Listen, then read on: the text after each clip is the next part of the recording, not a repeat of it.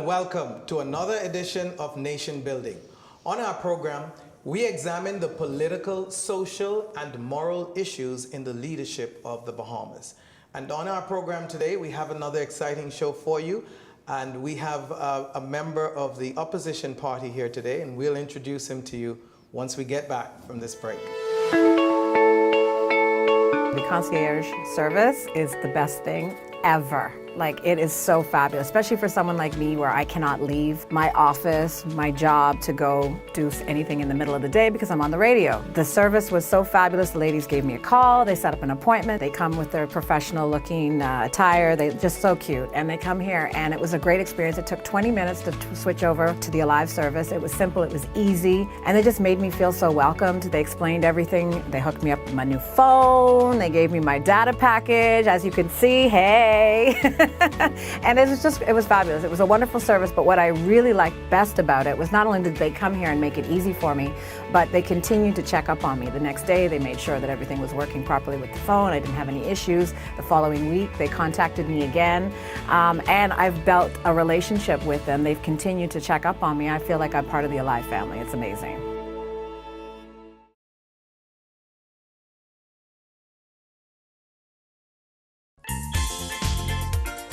Hello, I'm Wendell Jones, and every time I sit down and I watch JCN television, I drink the Jamaica Bahama fruit juice. It's so pleasing to the palate. I've been cooking Bahamian dishes for generations.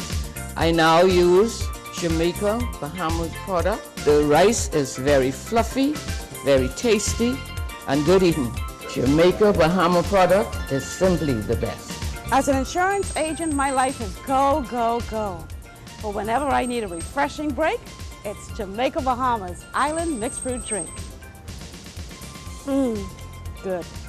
Hi, I'm Debbie Bartlett from GEMS 105.9 FM. The effect that Island Junkanoo Juice Medley has on me is exhilarating.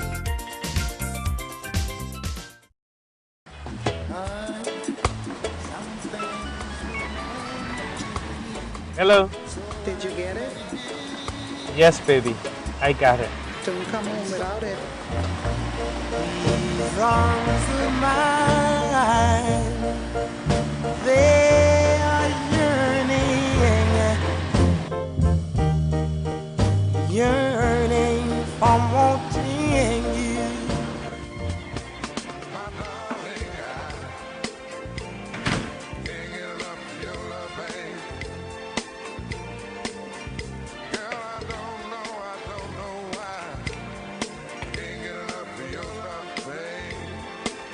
Where is it?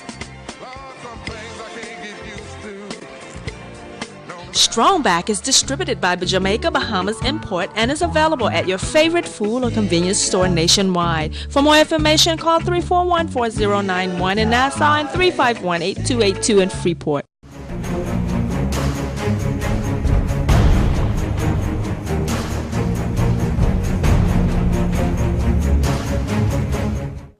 Hello and welcome to Nation Building. I'm your host, Winston Pinnock, and I'm here today with a member of the Progressive Liberal Party, one of their Young Turk, who is currently serving in the Senate. And so wish to introduce to you today Mr. ClaySweeting.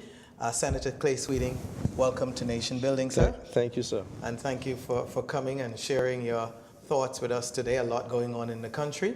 And you being one of the Young Turk in the Progressive Liberal Party. I'm hearing a lot these days about the role that young people play in, or is playing in your organization, and so we'll have a lot to hear from you today about the happenings in our country and your take on everything, and to see, to what extent you approve or disapprove of what the government is doing to advance our country. You, in the last general election, you were a candidate for the PLP. You are a current senator. I wanted to, before we get into some of the current issues, just talk a little about your history. And so wanted to start, just for the benefit of our viewers who have never seen you on our program, to introduce them to ClaySweeting, talk a little about your upbringing. And so let's start off with your early days. Where did you go to school? I went to school right in Spanish Wells. It was Spanish Wells All Age. Then it's now Samuel Guy Pinder All Age School. When I graduated, like a lot of the young men home, I went fishing. I was fortunate enough to purchase part of a fishing vessel, and we did commercial lobster fishing. Okay. And then I studied law online to, increase my education and because I'm always looking at something to venture into. I'm never someone just to sit down and relax, really. So, and then at the age of 23, I think it was, I participated in Youth in Parliament. And from there, I got involved in politics. One day you're a fisherman, next day you're running as a candidate. Whoa. So you found, was that something you discovered in the process of participating in the Youth in Parliament?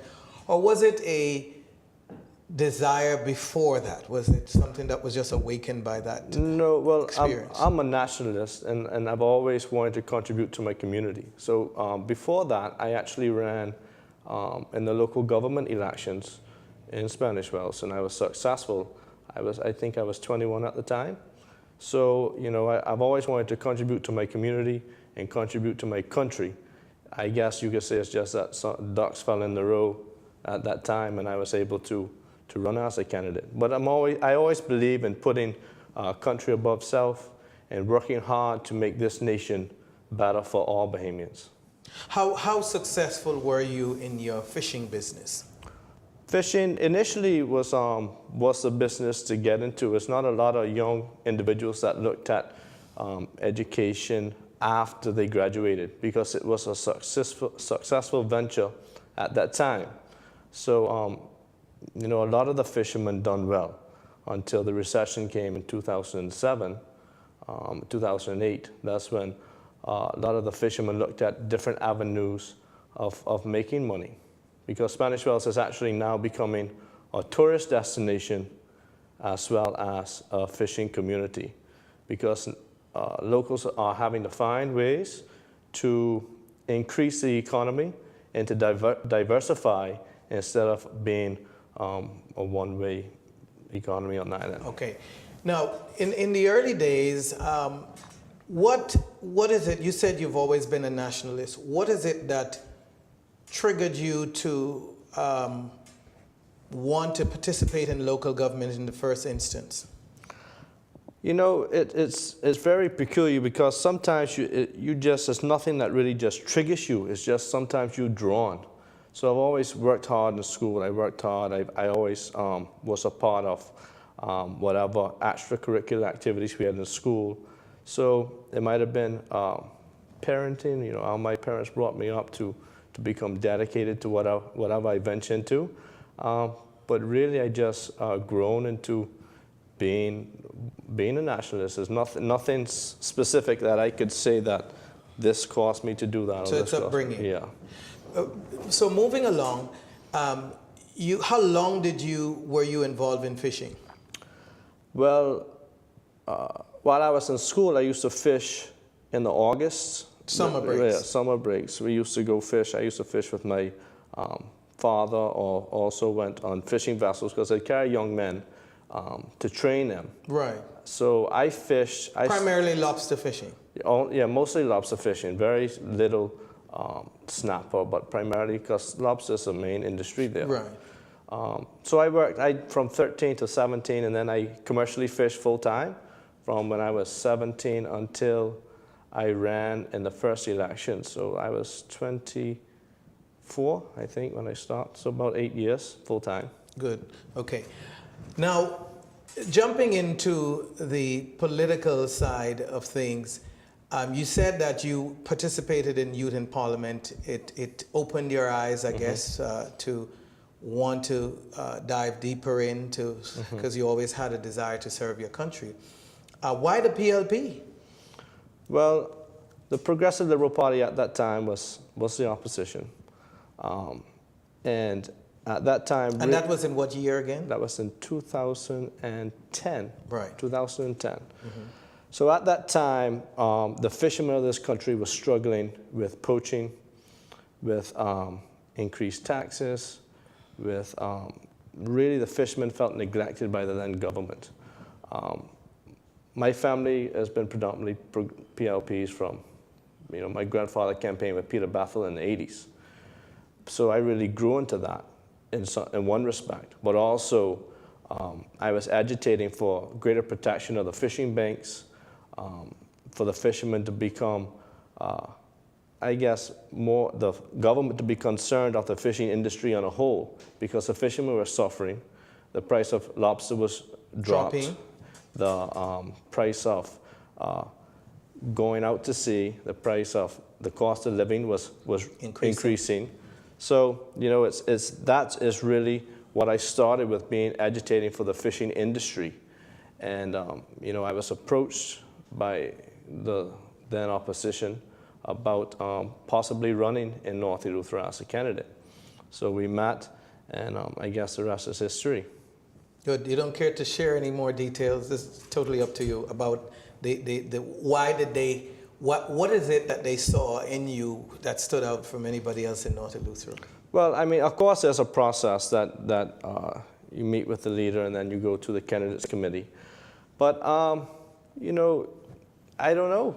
I think that they might have seen some drive in me.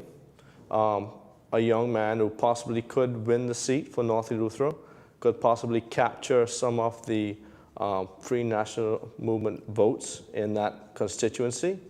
So it was strategic in some regards. Of course, politics is strategic, right? In order to win, you got to be strategic.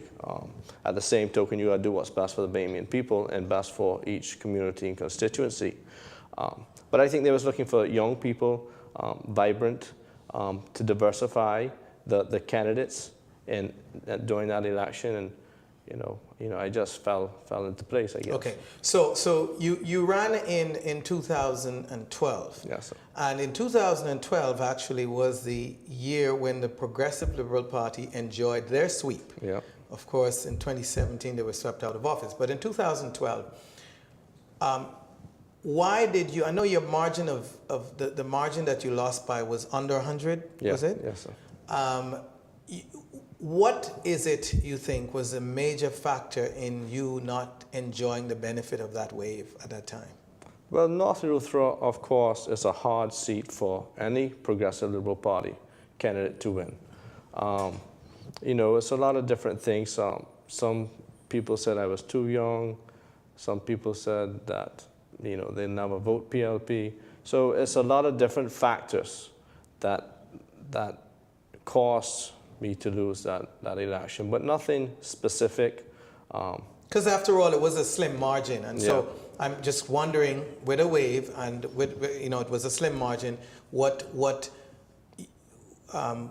you'd have looked back and said, I could have done this different. Nothing in particular. Well, no, I don't think I could have done anything different. Possibly if I would have been older, I'd have been more well known through the communities. One would think that being a young, bright young man, progressive, would be a great attribute. You think the people in your constituency or in the country at large is still more comfortable with more older or more mature candidates, no, people making up their judgment? I wouldn't say so. I mean, that constituency is a peculiar one, and some people, a lot of people there will vote for the now government FNM regardless of who's the candidate. And it has had a history of doing so, a long history. Yeah, Have the PLP ever won North Eleuthera? In 82. Right, well, not in recent memory. That was under the old Pinlin administration. Yes, so they lost in 87, right, all the way down. All the way down. It is then one of the most difficult seats to see. With that history, one would ask, why would you go back in 2017? And actually, this would have been the most unpopular time to be a candidate in North Eleuthera. Well, I felt as if 5 years, leading from 2012 to 2017, that I worked hard, and I tried to do what I can for my constituents, even as I wasn't in the Senate because I was too young to be a senator at the time. So I just did what I could. I made a lot of trips to Nassau to speak on their behalf, speak to ministers, and just do what I can to increase employment opportunities in the constituency, even though I wasn't an MP at the time. The MP at the time, Theo Neely, me and him had a relationship where we could speak. Even though he beat me at the polls, it didn't hinder our conversation. Did you have a personal relationship prior to that, Theo? No, I didn't know. But it was civil? Yeah, civil. Mm-hmm. No, I didn't know Theo before that. But afterwards, you know, the discussions on things that needed to be done, you know, I'd try to keep him abreast, and he'd try to do the same. That's interesting. And it points to a level of maturity that many in the country look for and is hoping for. Yeah. To see a losing candidate, after losing the election, not walking away, but remaining engaged, and not just being engaged, but engaging the member of parliament, right, and having a very good relationship to the point where you would have brought issues, you're saying, to him that needed to be done, and then in 2017. Let's talk a little more about the 2017 election. Of course, the Progressive Liberal Party ended up with only 4 seats. It was my words, devastating wipeout. Yeah. Some say a tsunami. I guess that was self-explained. It's clear to see, based on the results, that the people rejected your party. Right. Did you see that coming prior to the election? I don't think that the party itself seen, we realized it was a uphill battle. We realized that, you know, to hold the trust of the people coming into an election, I think nobody realized that we would lose as many seats as we did. But I think that we did realize that it wasn't going to be easy. And, you know, sometimes you have to just work hard, and you have to take a loss sometimes to reflect. And to see where you need to go from here. Theo Neely was your opponent in the 2012 election. Right. In the 2017 election, you would have faced off against the now Member of Parliament for Eleuthera, and Theo would not been your opponent anymore. Right.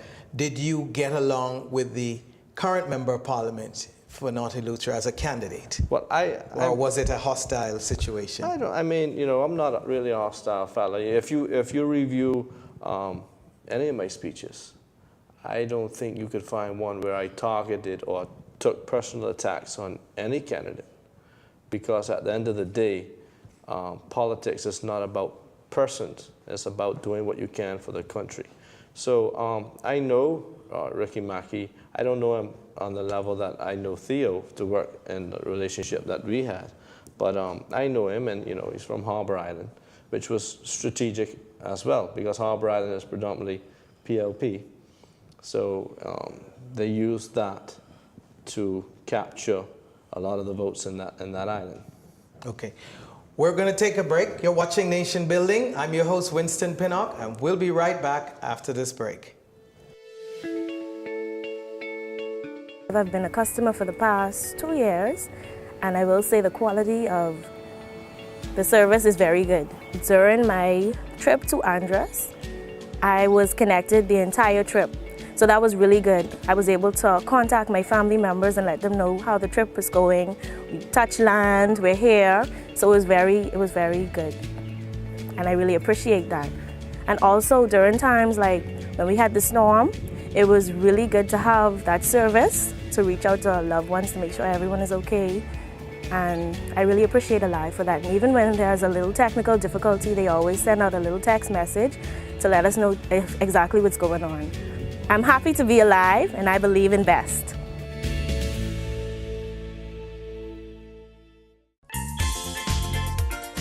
Hello, I'm Wendell Jones, and every time I sit down and I watch JCN television, I drink the Jamaica Bahama fruit juice. It's so pleasing to the palate. I've been cooking Bahamian dishes for generations. I now use Jamaica Bahamas product. The rice is very fluffy, very tasty, and good eating. Jamaica Bahama product is simply the best. As an insurance agent, my life is go, go, go. But whenever I need a refreshing break, it's Jamaica Bahamas Island Mixed Fruit Drink. Good. Hi, I'm Debbie Bartlett from Gems 105.9 FM. The effect that Island Junkanoo Juice medley has on me is exhilarating.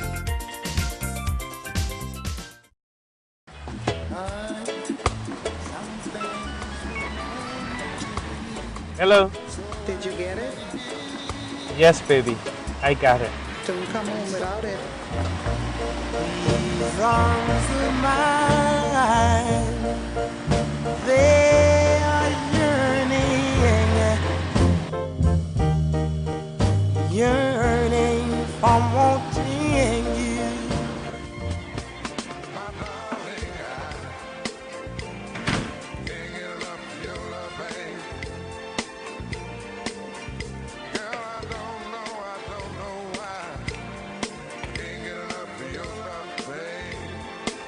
Where is it? Strongback is distributed by Jamaica Bahamas Import and is available at your favorite food or convenience store nationwide. For more information, call 341-4091 in Nassau and 351-8282 in Freeport.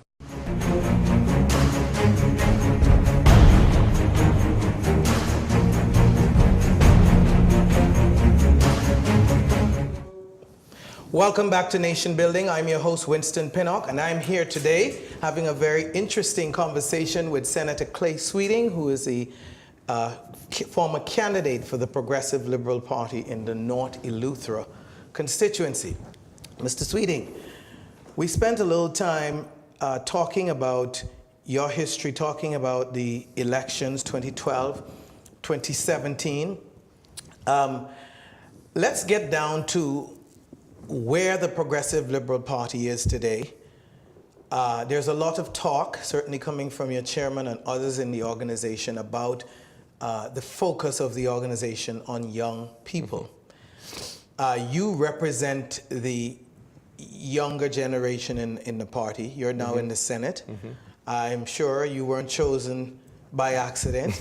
I think your skill sets and your gift made way for you. You would agree? I'd hope so. You'd hope so. Okay. And so let's examine some of what your party leader, Mr. Philip Brave Davis, saw when he chose you to be a senator to represent the party. There's a significant amount of criticism in the country, has been for some time, and especially since the leading up to the election, that there were major factors contributing to the Progressive Liberal Party's poor performance at the poll. One was, some say the nail was in the coffin when the party went against the people's wishes in the famous referendum, gaming referendum. Wanted to just have your thoughts on that particular issue as we continue along dealing with the issues that would have led to the Bahamian people rejecting the party last year. Well, in regards to into gaming, you know, it was a referendum, and a lot of people voted against it nationwide. At the same token, gaming is the regularization of gaming. It's been an issue in this country for many years. Right. In the prior administration before that, they had business license as cafes, so to speak. So when they regularized gaming, what it did was it was able for the government to have an avenue to receive taxes that they wasn't getting prior, because really it was an underground gaming throughout this whole country.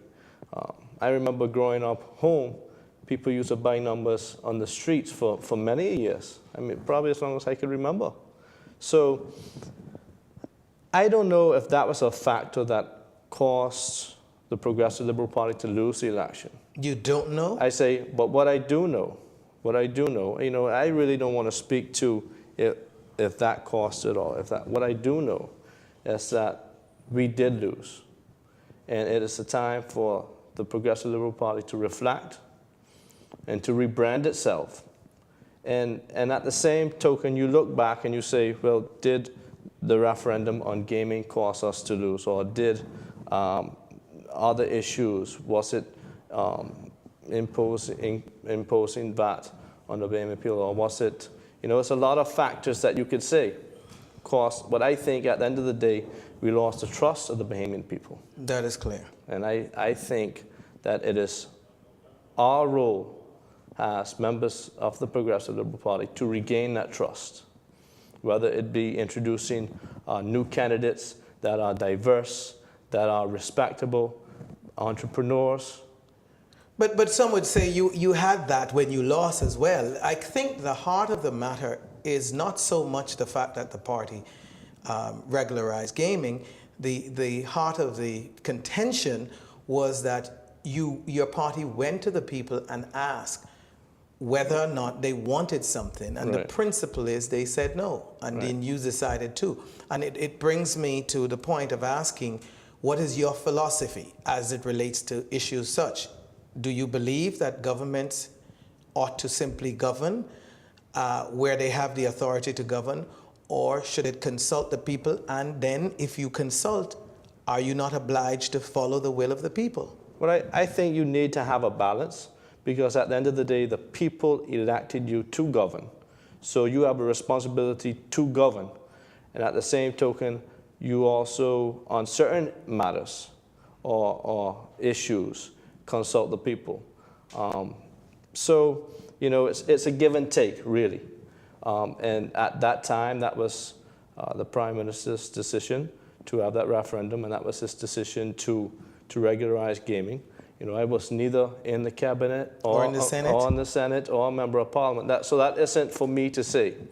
But what I will say is that it is important that as a government, once you're elected, that your job is to govern, but your job also is to ensure that you don't govern to a point that you hurt the economy or the people that you were elected to take care of. Absolutely. So now, and I think what is important, at least this is what I'm aiming to do on behalf of the people of our country, is to get an understanding from young persons like yourselves who come forward and say, we're the new face of the new Progressive Liberal Party, or whatever you want to term it, to get them to understand what's your philosophy and what's your thoughts on issues, any number of issues. And so I hear you weren't there. You are in the Senate. It is a clear signal based on our country's history that any future Progressive Liberal Party government, if you're alive and well, you'll be a part of it. Yes, sir. And so this is an opportunity for our people to understand your thoughts, what to expect of you should you have the privilege of being able to serve, and how you see, as one of the younger people representing the young people in your party, what is your view on how a future government of the Bahamas ought to work at some point down the road? Is it that, because we've had clearly a history from both sides of some would say strong-handed government, others would say, in the case of Mr. Christie, I guess he didn't always live up to what he promised to do, or whatever the allegations are. The point is, philosophy drive these things. I suspect that a Hubert Ingram administration, if it was elected in 2012, based on Mr. Ingram's style of leadership, would not have gone to the people in a referendum if he wasn't sure that he could abide by what the referendum says, because you can't assume that people are going to support an issue. We're going to come to VAT in a minute, but there are thorny issues out there, and the Bahamian people are very passionate, as you can see, and they have become animated on major issues, and they've discovered that they have real power, and they can boot these political parties in and out of office as they choose. And not only that, now they're demonstrating and doing all sorts of things to oppose issues that are brought forward that they don't like. So I really want you to speak to the people from that perspective as to what side is ClaySweeting on. Is he one who believes more so in a consensus government, as Mr. Christie proclaimed he did, or are you more aligned with the kind of Hubert Ingram philosophy? And by the way, I'm not trying to label you Ingram or Christie. I'm just saying, which one of these philosophies do you more see yourself as a potential leader lining up with? Well, like I said, I think it's a balance, right? As a leader, You are elected to lead. Some issues may be trivial, some issues may not. But at the same token, you don't want to bully some issues that might hurt the Bahamian people. Your job is to ensure that this country progresses, that the economy diversifies and becomes robust. So I understand what you're trying to say, Mr. Pinnock, in regards to, do you strong-arm government, or do you, I think it's a balance of both. I think it's a balance. You don't want to be too passive. You don't want to be too have these opinion polls, and then you still do what you want at the end of the day. You have to be careful that what you do is for the betterment of this country. So I think it's a balance. The same in regards to, some people might say, let's have all young people in Parliament. I think it's a balance with that as well. So in anything in life, there must be a balance. Talking about balance, what is your view as we look ahead at the elections, even though it's just under 4 years away? Would you like to see a greater portion of the candidates at the PLP put forward being persons of your age group, or do you believe that you should have mostly more mature or elder statespersons? Well, I think this is a time, and you can see in this nation that young people have something to offer. A few weeks ago, you had Senator Joe Bath along with, I think, Mr. Griffin on the show. And just by watching that, I was proud, not as a member of the PLP, but as a young person in this country, to see their views on this and see how indulged they are to ensure that this country becomes the greatest country in the world. So I think you need some diversification. I would like to see more young people, of course, but at the same token, I think you need some older candidates or MPs that could help pave the way, so that then when they are ready to, because you can see what's happening in Parliament now, it's a lot of young individuals who were elected, and it seems at times there may be chaos, because it's like they don't know, one day VATs could be decreased, the next day VATs increased. There are a lot of promises that's broken, so you need... Well, I don't know if that's fair, though. The government has taken a firm stand, I believe, about VAT. It's clear that they have proposed a 60% increase, and when we spoke with the representatives of Minister of Finance and those, they're clear about the fact that this is something that they're going to move ahead with, like it or not. They're clear now, but they wasn't clear prior to 2017. You know, the Bahamian people never thought that 1 year into government that taxes would be increased. And the government say, the Minister of Finance says, that your party left the country in such a horrible state that this was the only remedy to get rid of the debt that the country has and to move towards a balanced budget in 3 years. And that's the reason why they had to take this tough decision. That might be what the minister says. And as ministers, you must respect them as ministers and as government officials. But at the same token, the government budget increased expenditure by $500 million. So will that extra 5.5%, will that cover that extra $500 million of expenditure? 4.5% increase. Yeah. Mm-hmm. Or will that be used to pay down the debt? Well, the minister clearly says that the proposed increase, he has committed that to the Bahamian people, and he is being emphatic about this, that the 4.5% increase from 7.5% to 12% is going to pay off the debt, mm-hmm. and provide a balanced budget for the country in 3 years. And so we only could hold him to it, and that's what he says. Yeah. But the point I'm making is simply in response to what you said, which is that, why the Bahamian people, certainly I understand based on the sentiments, they clearly didn't expect a tax increase from the government, and I hear you arguing or hinting to the fact that the government opposed that in the first instance, and that's another argument. But clearly, you have to hold the minister and the government to what it says. It says that this is what it meant, and this is what it is doing in order to reduce the debt, to pay off the debt, and to provide a balanced budget. And so in a year, we can sit here again, Mr. Sweeting, and debate about whether they're on track to do that, and in 3 years, you can then judge them whether or not they were successful or not. Well, I'm sure, maybe so, but you know, it's just important that this tax increase doesn't cause a already fragile economy to turn into recession, to have a recession again. So you believe that is a real possibility? No, well, I don't know. I mean, I can't speak for the future, but I'm just saying the government must be careful. Government must be careful that when you put extra taxes on the burden of the Bahamian people, that it doesn't cause a already fragile economy to turn into a recession. You know. That is a concern that some share, for sure.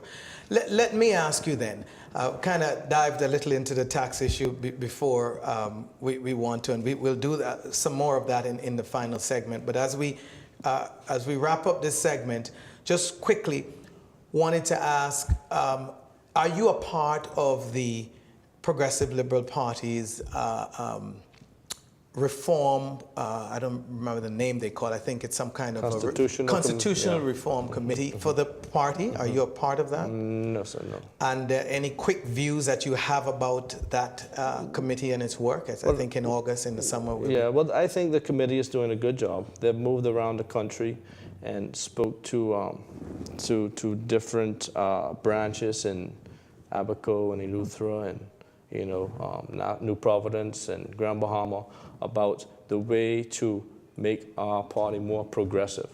So I haven't been divulged a lot of information on all of what they intend to propose to the leader, to Honorable Brave Davis. But I'm sure that they're doing their work and they're supposed to propose a list of improvements to the Constitution, I think at the end of July.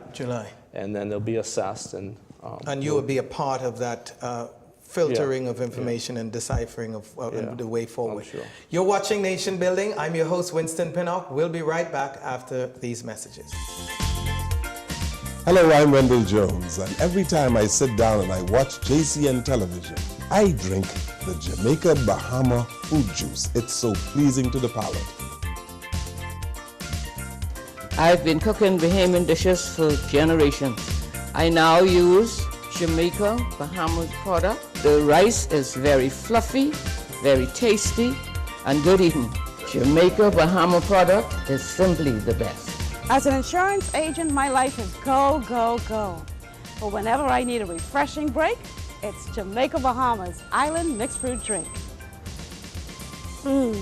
Good. Hi, I'm Debbie Bartlett from GEMS 105.9 FM. The effect that Island Junkanoo Juice medley has on me is exhilarating.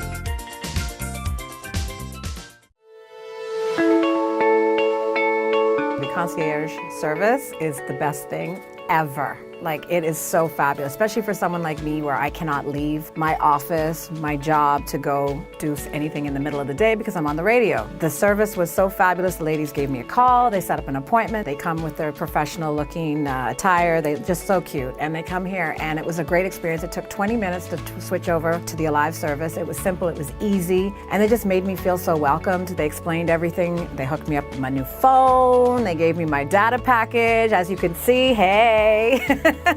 And it was fabulous. It was a wonderful service, but what I really liked best about it was not only did they come here and make it easy for me, but they continued to check up on me. The next day, they made sure that everything was working properly with the phone. I didn't have any issues. The following week, they contacted me again, and I've built a relationship with them. They've continued to check up on me. I feel like I'm part of the Alive family. It's amazing.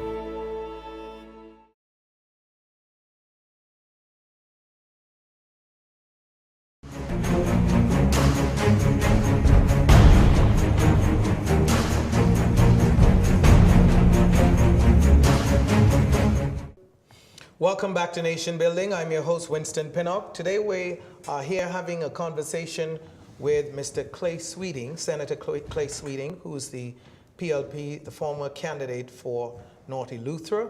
Mr. Sweeting, want to talk a little more about the 2018-2019 budget, and also to talk about a little more about, not sure if we've gotten enough of your views as a young PLP about the things the party needs to do in retooling itself. In fact, I'll start off there before we finish with some of the budget issues. The current state of the Progressive Liberal Party, we talked about the fact that you have a conclave coming up to deal with internal constitutional party issues. Some say that the Progressive Liberal Party is, I said when I met with your deputy chairman, an interview that played recently, I said to him that it is similar to the mafia, some say, in terms of, and he said, well, both political parties have a similar operation, but the Progressive Liberal Party has been criticized heavily for having endless stalwart councillors. It has been alleged over the years that party leaders have loaded the party stalwart councillor base in order to secure the leadership, their position, and those that they handpicked to lead. That certainly is not democracy. It's not. It's internal. It's your party's business, but as one of the major political organizations in the country, those type of practices and those methods seem to suggest that there is an internal culture that is not very democratic. What say you? Well, the issue, I understand where you're coming from, and I agree with the deputy leader that both parties have it. But I think that the issue with the stalwart council is that you have to be 55 to be a stalwart councillor. So you could have served the party for 20 years, and you still don't have voting rights as a delegate. So say if you start when you're 20, right? You're 40 years old, you still don't have, unless you're on a branch.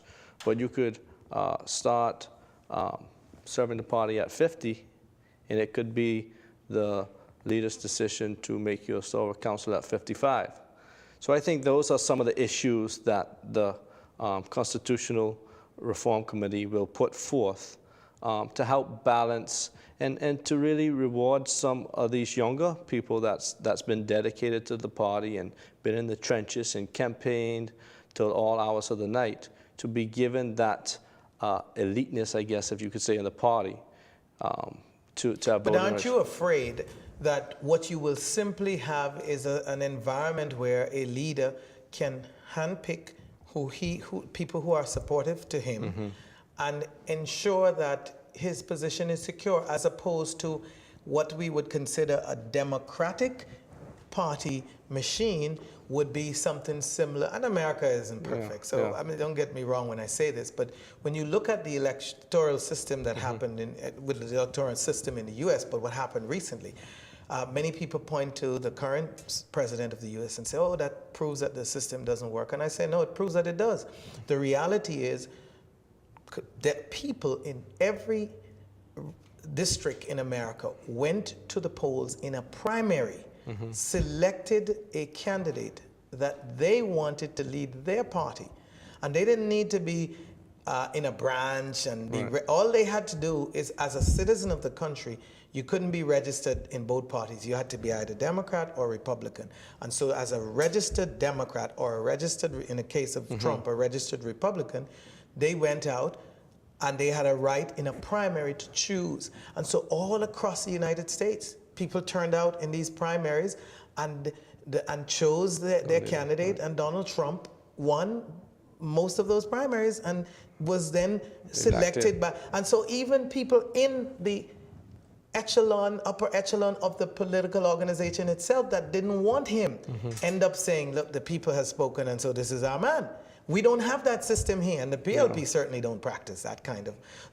So my question to you is, are you in favor of more of that type of a democracy, or you prefer to keep the current practice that we've had? Well, I think that's a good point, and it's something that they should really look at.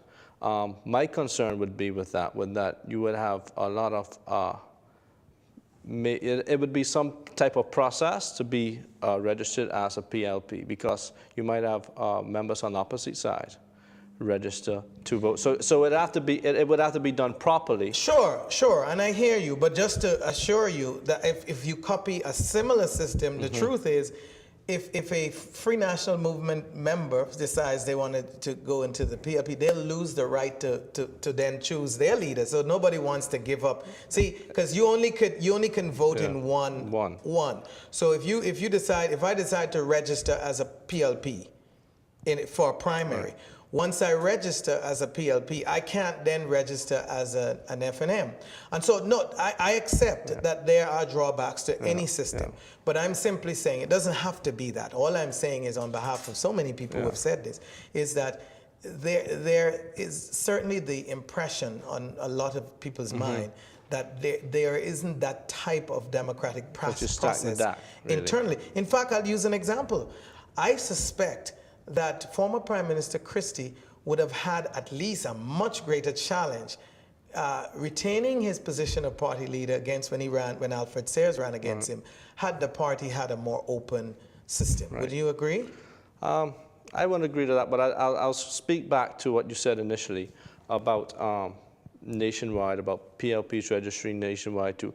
I think what the advantage to that would be that you'd have a national consensus, because what you feel here in Nassau, the people in Luther might feel different, because the economies might be different, and you have a factory different. So what that would do, and that would possibly give you, the party, a better chance at the general election, because nationwide you would have voters, not just in branches and picked for convention votes and things of that sort. They would in turn vote their conscience nationwide, and then that would give the party a better chance at winning the general election, because you'd have a consensus. Because of what people are thinking. Right, and absolutely, and that's an added bonus point.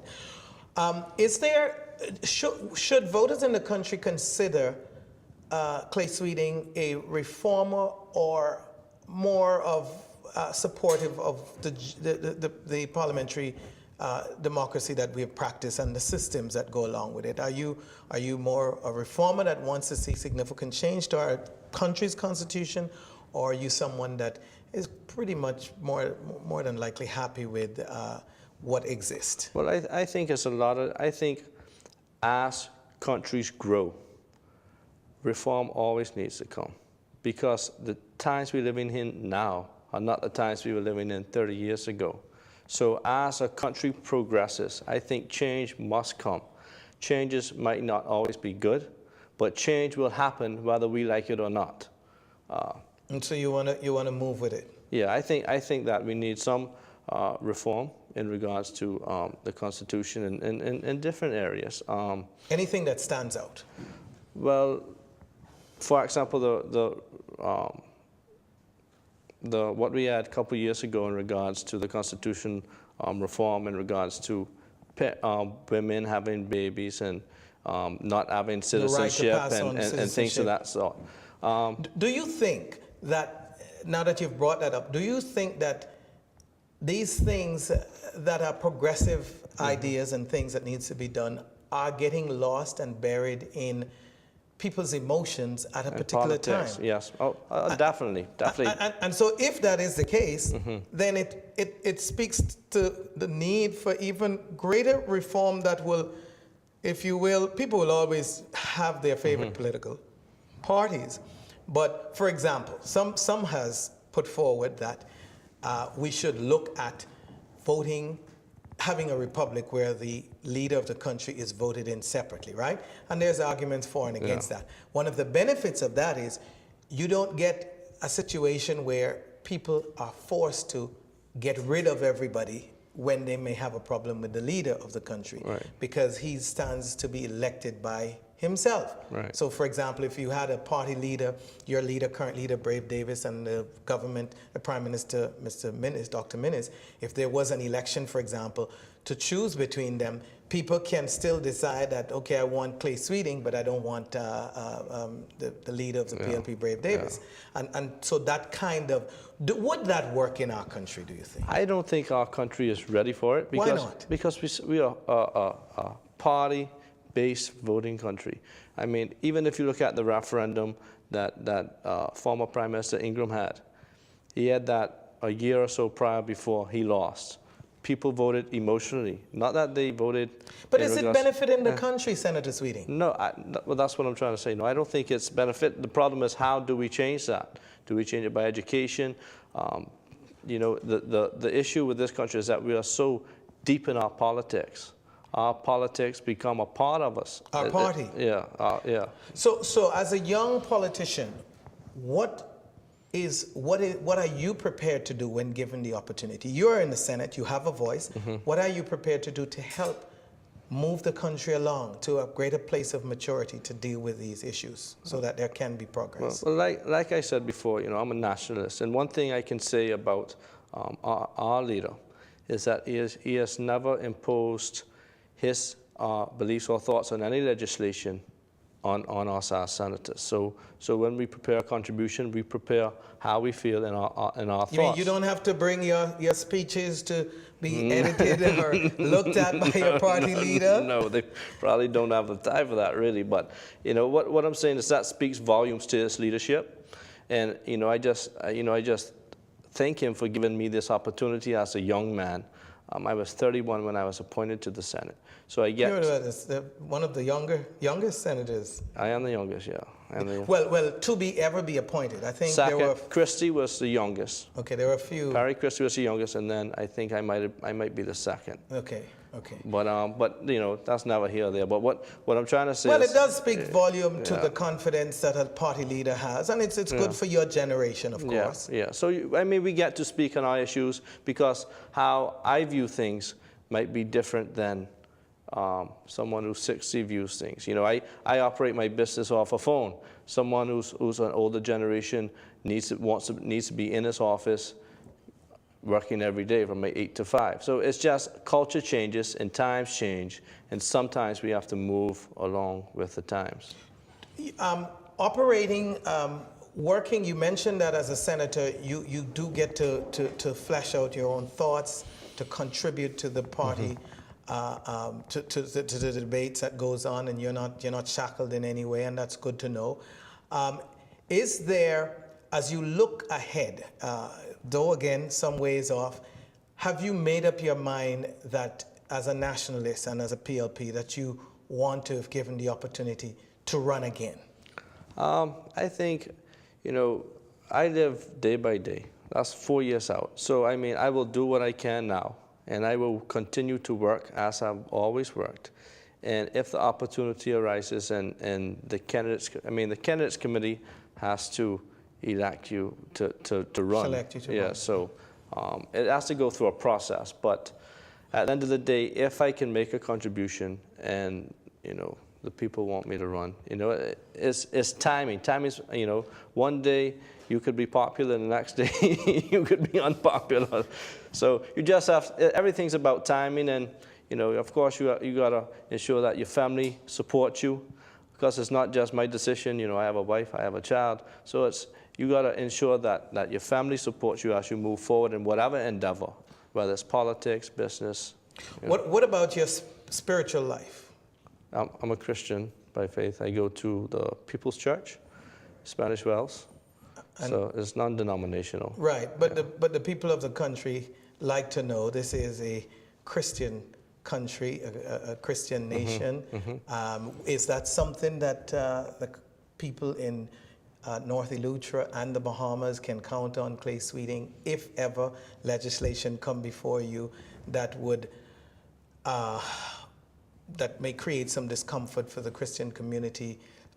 You know, I mean, not to be extreme, but an issue such as gay marriage or something else, any other extremes that people in the country may not be comfortable with, can they count on you from your Christian background to say always be consistent with the Christian faith? Yeah, I'm pretty, but I mean, being a Christian is a part of you.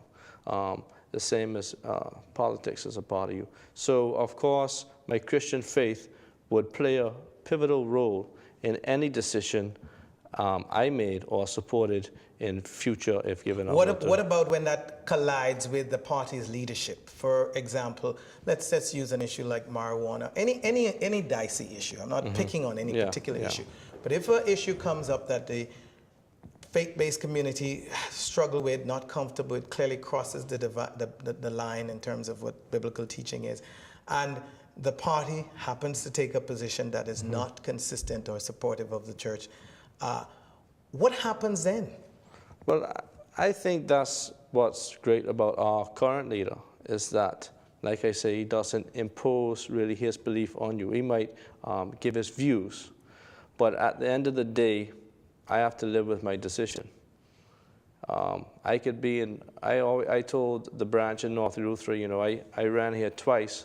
Next election, you might have a different candidate. So they have to carry on after I leave. So even after I leave the politics, I still have to live with the decisions that I've made. Will it affect me as a citizen? Will it affect my child, who's now 2 years old? Will it affect how his life, you know, is reared as he grows? So I think it's important that as a Christian and having faith, that you make decisions based on Christian values, at the same time ensuring it's best for the country. Wonderful. As we wrap up, the budget, what is fundamentally your objection with the budget as proposed by the government? Well, of course, I think the number of the day is 12%, 12% VAT. 12% will be the single, will cost the single highest cost of living in the Bahamas to this day. That's one issue. The next issue is that it's being imposed on the business community with little or no warning. I don't think that the business community can be ready for July 1st, especially, for example, the grocery stores. They have to change some prices. Well, not just prices, but for example, the grocery store in Spanish Wells Food Fest, a pharmacy. They got to change some of that stuff to VAT exempt. And then they have bread basket items that they have to change. Will they have to hire more staff to cover the cost to get this done? Will they have to implement a new system to be able to handle the difference in taxation in the store? So I think that this VAT increase doesn't just hurt the poor people in this country, who will be a bigger tax burden on them. It will also hurt the business community, because I don't think they can be ready in 2 weeks. And so your advice to the government would have been, in retrospect, would have been what should have been done? I think they should have left it at 7.5. And if they wanted to increase VAT, first off, they should have consulted with the business community, because I think even some MPs member of Parliament didn't realize, you know, if you watch the House, some of them was even shocked. So I think they should have assessed the budget. And of course, governments want to decrease deficit. And they need to pay the bills. But you cannot do that by putting the tax burden on the Bahamian people. You cannot tax a country out of debt, because people will cut back on spending. As a business person, I will have to cut back on spending.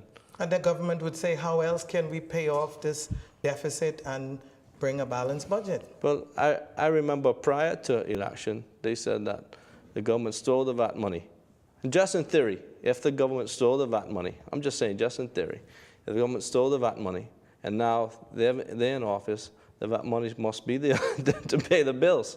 But in all seriousness, you know, being in economics, you must assess the full picture, right? You want to pay bills, but will this hurt the people that you are elected to govern? So they must assess the situation and see and ensure that they doesn't cause economic collapse.